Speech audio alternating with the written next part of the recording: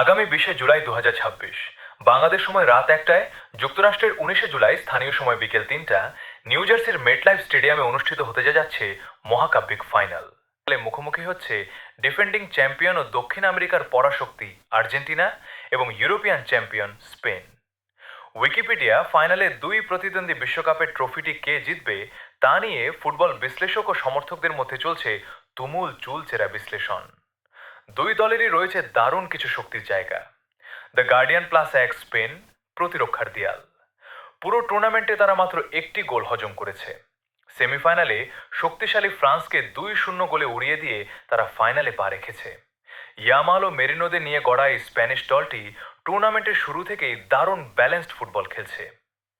Fox sports plus 2 আক্রমণ ভাগের power house. Lionel মেসির জাদুকরী ছোঁয়ায় আর্জেন্টিনা টুর্নামেন্টে এখন পর্যন্ত সর্বোচ্চ 19টি গোল করেছে। সেমিফাইনালে ইংল্যান্ডকে 2-1 গোলে হারিয়ে তারা টানানা দ্বিতীয়বার শিরোপা জয়ের খুব কাছে দাঁড়িয়ে। ফিফা প্লাস এক ফুটবল ইতিহাসের এক অবিস্মরণীয় লড়াই। এই ফাইনালটি শুধুমাত্র দুটি দলের লড়াই নয়, এটি হতে যাচ্ছে এক অনন্য প্রজন্মান্তরের লড়াই, জেনারেশনাল ক্ল্যাশ। ফুটবল ইতিহাসের অন্যতম সেরা কিংবদন্তি লিওনেল মেসি এবং বার্সেলোনার বিস্ময় বালক তরুণ তুর্কি লামিনে ইয়ামাল মুখোমুখি হবেন ট্রফির লড়াইয়ে। ফিফা ইতিহাস গড়ার এই ম্যাচে আর্জেন্টিনা জিতলে এটি হবে তাদের চতুর্থ বিশ্বকাপ জয়।